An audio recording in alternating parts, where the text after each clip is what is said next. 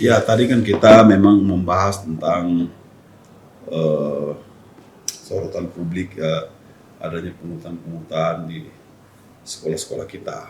Kita ingin mencari mendapatkan informasi langsung dari para guru yang mengambil kebijakan di sekolah masing-masing. Jadi ini tadi sifatnya tuh mengumpulkan informasi ya, supaya kita bisa dengan informasi itu bisa kita analisa, kita olah sebelum nanti Pak Gubernur ya mungkin DPR RI, DPRD NTT provinsi itu mengambil satu kebijakan sehingga itu akan menjadi satu standarisasi.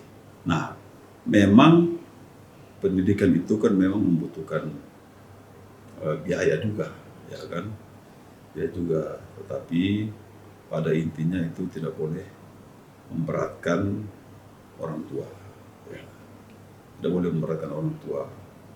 Harus betul-betul melihat latar belakang daripada orang tua peserta didik.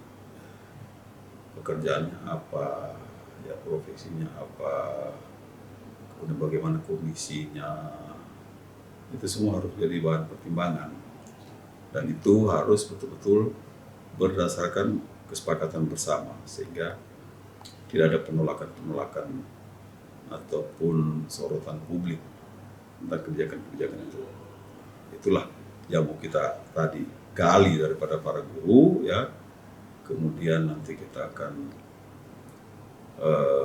bentuk tim untuk menganalisa, mengevaluasi dan memberikan rekomendasi kepada Pak Gubernur gitu. Sejauh ini ya saya melihat sejauh ini ya masih berjalan dengan baik ya.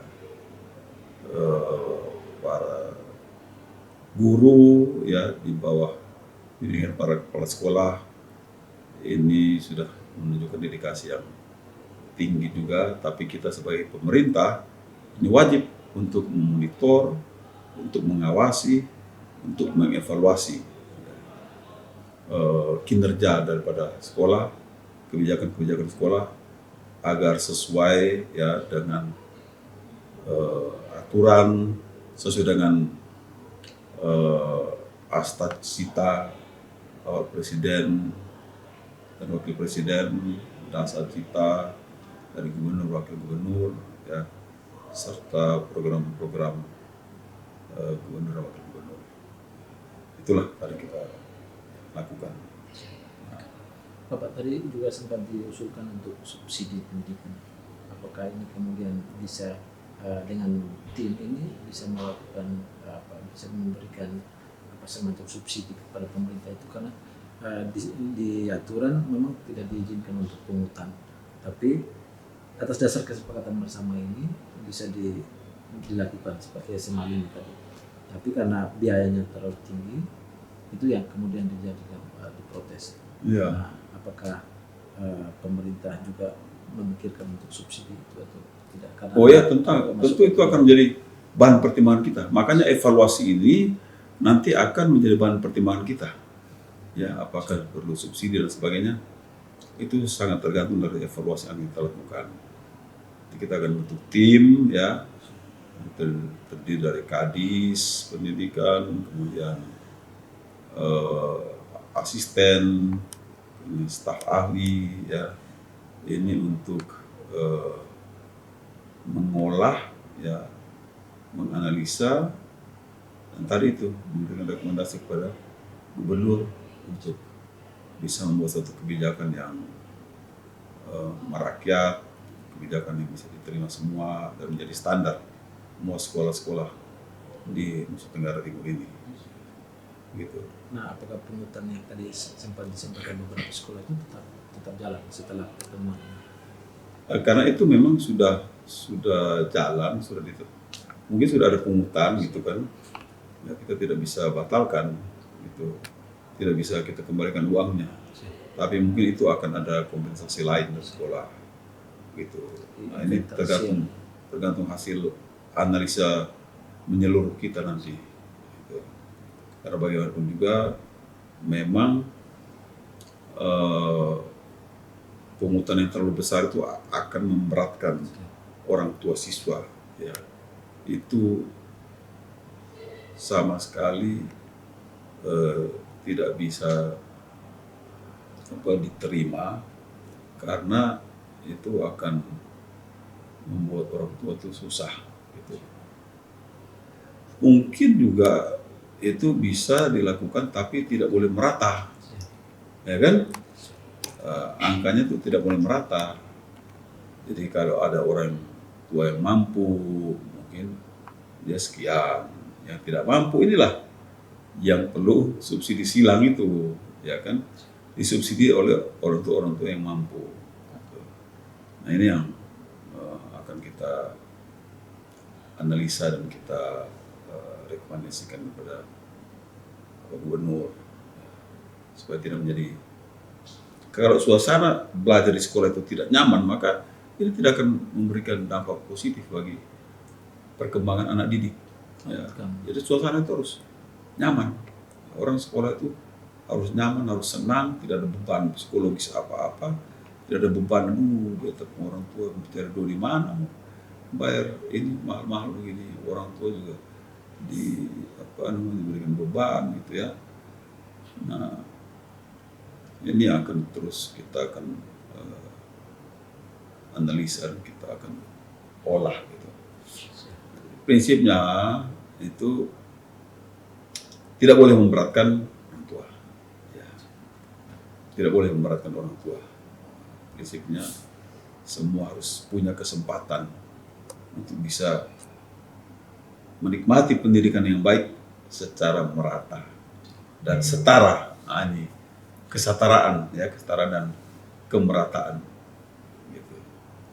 Ada empatinya. Empati itu yang paling penting. Ada empati kita terhadap orang tua terhadap peserta didik, ya. Memang tanggung jawab sebagai seorang guru itu cukup berat. Kita juga harus pahami, karena mereka membentuk karakter, mereka memberikan ilmu pengetahuan, keterampilan kepada anak didik, ya. Itu juga merupakan satu pekerjaan yang tanggung jawabnya sangat besar, sangat luar biasa gitu. Sehingga kita juga tidak boleh terlalu memojokkan, ya, guru-guru ini gitu.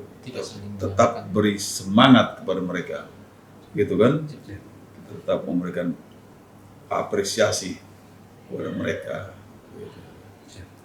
Bapak mungkin tambahan lagi soal tadi himbauan soal maraknya LGBT dengan VLC. Tadi kan kita sempat dihimbaukan kepada kepala sekolah untuk menjaga anak dan mengetahui semua kondisi anak.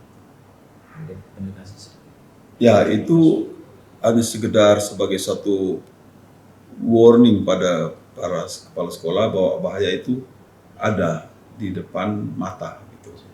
Karena itu bimbingan, ya, nasihat kepada para siswa itu harus diberikan supaya mereka tidak salah melangkah, kira-kira begitu.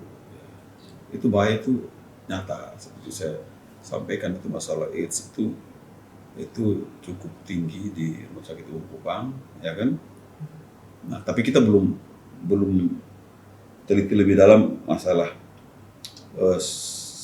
spesifikasi daripada korban, ya kan, umur, kualifikasi umurnya berapa, ya kan, pekerjaannya apa, latar belakangnya bagaimana, belum. Ini baru data kasar yang kita terima, ya. Setiap hari itu antara 30 sampai 50 orang datang membawa keluhan masalah HIV/AIDS. Nah, ini data dari rumah sakit. Nah, ini merupakan satu kondisi yang memang mengharuskan kita untuk mengambil langkah-langkah preventif. Kita tidak bisa biarkan itu saja. Itulah salah satu tugas pemerintah untuk bagaimana mengatasi masalah-masalah yang ada di masyarakat. Kalau penyakit ini menyebar, ya, ini kan menyebar, penyakit menular HIV/AIDS ini. Dia dapat HIV/AIDS tanpa disadari, menular ke istri, menular ke anak, ya kan? Apalagi kalau istri yang sedang hamil, pasti menular ke anak, melahirkan anak yang mengandung penyakit yang anak ini sendiri tidak pernah tahu, ya kan? Nah, kalau banyak yang mengalami hal tersebut, maka ini ancaman terhadap masa depan bangsa. Maka ini akan membahayakan kehidupan keluarga. Itu yang perlu saya tadi sampaikan kepada para guru agar para kepala sekolah agar mengamati, mencermati situasi dan kondisi di sekolah, ya, lingkungan yang berhubungan dengan dua hal itu, LGBT dan HIV/AIDS. Karena ini sudah merupakan suatu fenomena yang muncul di masyarakat yang memang perlu kita waspadai dan kita ambil langkah-langkah mitigasi. Gitu ya. Siap.